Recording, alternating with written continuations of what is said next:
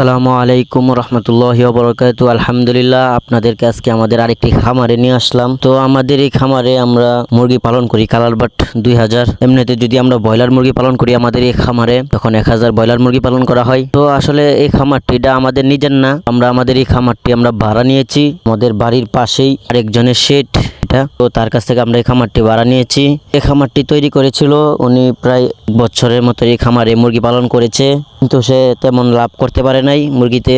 আমাদের কাছে সে ভাড়া দিয়ে তারপর সে বিদেশ চলে যায়। তো এই খামারটি সে আমাদের কাছে ভাড়া দিয়ে দিয়েছে 3 বছরের জন্য। তো 3 বছরের ভিতরে প্রায় 6 থেকে 7 মাস হয়ে গেছে আমাদের এই খামারটি ভাড়া নিয়েছি আমরা। তো বর্তমানে এই খামারে আমরা 2000 কালার বাট পালন করতেছি। তো এই মুরগিগুলোর আজকে বয়স চলতেছে 43 দিন। তো আমাদের এই মুরগিগুলা বর্তমানে প্রায় কেজি প্লাস ওজন হইবে। তো আমরা আর কিছুদিন পালন করব, তারপরে আমরা বিক্রি করে দেব।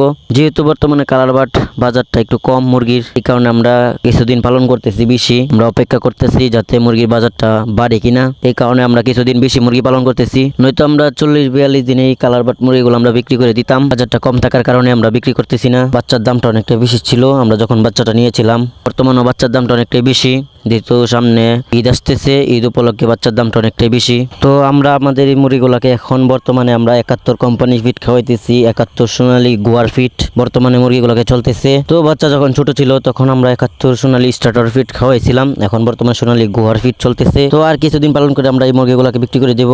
তো আমাদের এই মুরগিগুলা এখন বর্তমানে অনেকটাই ভালো আছে। প্রায় আজকে 15 দিনের ভিতরে আলহামদুলিল্লাহ একটা বাচ্চা মারা যায় নাই। আর আমাদের এই খামারে টোটালে বাচ্চা মারা গিয়েছে 18 পিস 2000 থেকে। তো বোর্ডিং চলাকালীন সময় কিছু বাচ্চা মারা গিয়েছিল, তারপরে কিছু বড় হওয়ার পরে আরো কয়েকটি বাচ্চা মারা যায়। এই টোটালে 43 দিনে প্রায় 18 পিস মুরগি মারা গিয়েছে। আর এমনিতে এখন বর্তমানে 15 দিনের ভিতরে আলহামদুলিল্লাহ একটা মুরগিও মারা যায় নাই। এমনিতে এখন বর্তমানে মুরগিগুলো অনেকটাই সুস্থ আছে। তো এমনিতে আমাদের মুরগিগুলোকে যাতে ঠান্ডা যাতে না ধরে, এই কারণে আমরা ছোট ওষুধ খাওয়াইতেছি। কারণ বড় মুরগি যদি ঠান্ডা ধরে ফেলে তারপরে মুরগির ওজনে অনেকটাই মাইর যাবে। এই কারণে আমরা বর্তমানে মুরগিগুলোকে সাদা পানি খাওয়াইতেছি না, কিছুটা ওষুধ বর্তমানে চলতেছে যাতে মুরগিগুলোকে ঠান্ডা না লাগে, এই কারণে মুরগির ওষুধ চলতেছে। আর রাত্রের বেলা আমরা সাদা পানি খাওয়াই আমাদের এই মুরগিগুলোকে, কারণ বড় হয়ে ঠান্ডা যদি লাগে তখন মুরগি আধার পানি খাওয়া ছেড়ে দিবে, তখন মুরগির ওজনটা অনেকটাই কমে যাবে, ওজন অনেকটাই মাইর আসবে বিক্রি করার সময়। এমনিতেই বাজার কম, আরো যদি মুরগির ওজন না আসে তখন আরো বড় সমস্যা হবে। এই কারণে আমরা কিছুটা ওষুধ খাওয়াইতেছি মুরগিগুলোকে এখন। এমনিতে আমাদের মুরগিগুলো একদমই সুস্থ এখন বর্তমানে আলহামদুলিল্লাহ। তো